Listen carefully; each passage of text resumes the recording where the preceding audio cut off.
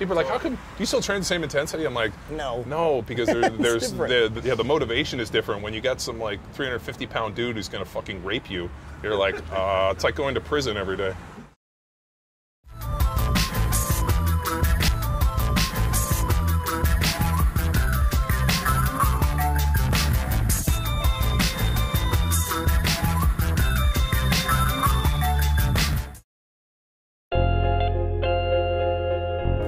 We are on our way to Costa Mesa and sitting in 405 hell. Why is it everywhere in LA just has to be such a parking lot? Either way, we'll get there. It'll be nice. Spend some time at the beach, see Wellborn, learn some stuff. I just love the idea that he's a coach who only cares about performance. He's not worried about your fucking abs. He's not worried about any of that. He's worried about building people that perform better. And since that's right up my alley, we'll go talk to him. And we have that.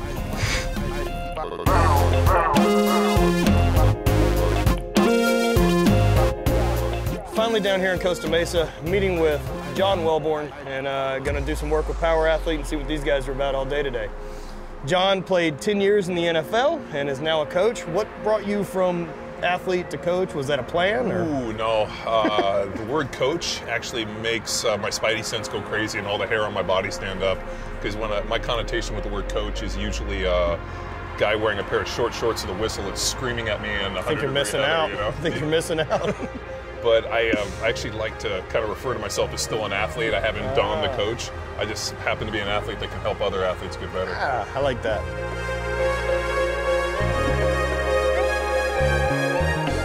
And so you've moved into Power Athlete. Now, how long has that been around? Really, Power Athlete started before my NFL career ended. Really? Yeah. Okay. So Power Athlete's kind of interesting in that it's a company based on this idea of empowering performance. You know, our old tagline used to be like, what are you training for? And it really kind of was born into this idea where, you know, if you can give me the end statement, if you can tell me what you're working towards, I can reverse engineer a training program based on it. The problem is most people don't know what the fuck they're training for. Yeah, you know, most people end up just kind of throwing shit at the wall. And because I meet people all the time like, hey, I want to be strong, I want to be big, I want to be lean, but I want to be powerful, but I want to have endurance, and I'm just sitting there, I'm like, right? I'm like, hey man, pick a fucking goal, pick and one. Run 100 miles an hour at that goal until you can't run any farther, and then pick another goal. So what do you want to do today? I want to see what you guys are about, man. I train and kind of enjoy being capable of doing a lot of things. I take myself as being pretty athletic and pretty strong, and now I want to learn. And so I don't want to learn reading about some shit article somewhere. I want to show up, come to the gym, see what it smells like, and get after it. Wow, see what you guys are about. Sounds good. Should be fun. Cool. So finally made our way to Power Athlete. Gonna get a chance to do some training and see what these guys are all about. John, show us around the gym. Oh, okay. Well, you obviously saw our wall of fame over here. Yeah. Take a little bit, obviously our battle of the bullshit. Our tweet from The Rock, who just tweeted, get it. So if you notice our hashtag we use quite often, get it. And then Eat the Week, which is a t-shirt that I made years ago. That's basically off of Lemmy's Eat the Rich, well, Eat the Week. We got a good collection of Versa climbers that were purchased from a Major League Baseball player in lieu of payment. So I made him buy 3 Versa climbers. We have our Lazy Boy, where if you're feeling weepy, or upset about something, we always tell you to take a seat, and the True Form. All right, why not add some weight vest to it? Yeah, so some weighted True Form deal, and we got our squat racks, which, you know, hopefully in the near future, we'll replace with some bitch and sore neck stuff. Because, be awesome. You know, maybe sore neck's will laser cut our name in there and dips, and then our weird collection of mirrors you guys saw. Nice. We actually got them, yeah, thrift stores. It's beautiful. I really like old plates, because to me they have history and like pain and suffering. So if you notice, we have all these old bitchin' plates. We have a really old set of like work songs or leak. Yeah, it's kind of it seems to be a bit of your MO. Yeah. Vehicles and I like shit with a soul. Yeah. Yeah, so the way we got into it years ago, I had a 74 Bronco that I spent 10 years working on. A good friend of ours who's a Fortune 500 CEO guy called me up and said, hey, for his 43rd birthday, he wanted to buy my Bronco. And I sold him the truck. And I had some, you know, I obviously wanted to go try to get something I could put the kids in and have some fun. So I started looking around for a couple different vehicles. and I came across that green Blazer outside. I don't know, I looked at the wiring and I thought to myself, wait a minute.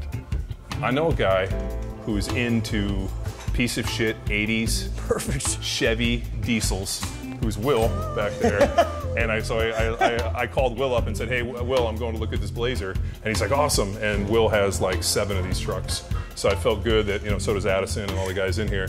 And I had a pretty good collective of guys that knew everything about these trucks. That the guy who's doing the wiring on this has one. And so Will's crew all has these trucks. And so I felt pretty good about it. And then, so next thing you know, you're part owner of a garage. Yeah. Yeah, great. Yeah, and and then Will was looking for a new space, and this space came up, and I said, oh yeah, that'd be great. After some quick introductions and a look around the gym, we got down to it. And like any good coach working with athletes, John went through an assessment with me, trying to see where I have got some imbalances and where we can work on some stuff. So what we're going to do is we're going to put him through what we call our just basic set of tools so I can evaluate him and also prep him for what we're doing today. Last thing I want to do is ever put my athlete in a bad position, but we run into people that will never put their athletes in a bad position because they just don't put their athletes through anything. We expect our athletes to perform, so with that I had to develop a set of tools for me to create dysfunction, find it, fix it, and then move on with it. So we're going to start with just our basic ISO stability test, which is called dead bugs. We're going to do our pillars, which is a static hold, Captain Morgan's, and then we're going to do our basically just lunge twist combo. I've been using a Compex unit for quite some time now to aid in recovery. I've never actually used it for performance enhancement, so it was really interesting to learn how John's been using it with his athletes. You can use electricity to fire motor units. So based on the hertz, which is the frequency of the motor, of the electricity, it will stimulate different muscle fibers. So most of the ones that people use for recovery are 7 to 9 hertz.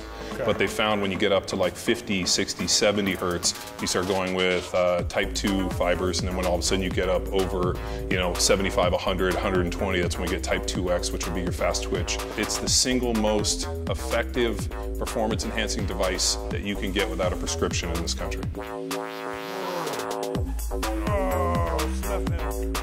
So if you're ever hoping to possibly think you could create a feeling of your muscles having a baby, here you go.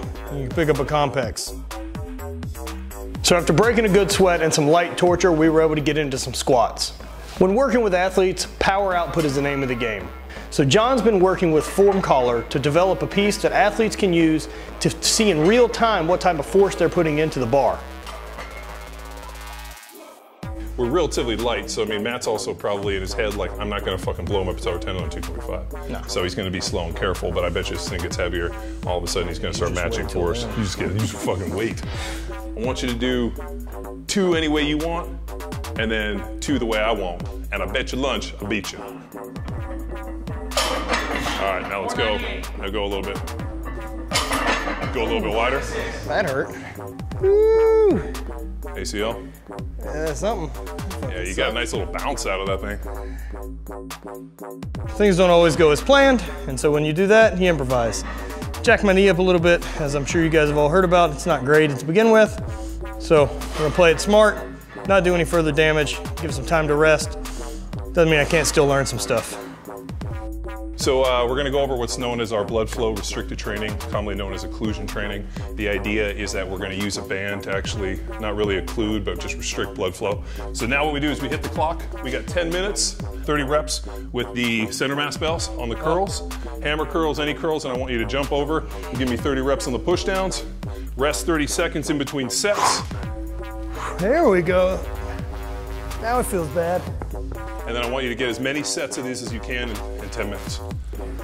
Oh, you can't shake it out. That's the worst. Basically, it works the way a penis pump works. Exactly. Yeah. Plus, you still get ladies. I don't know. It's exactly like a penis pump works. Can you occlude your wiener? Oh, absolutely. So when the knee fails you, switch to the pipes. Pop the top.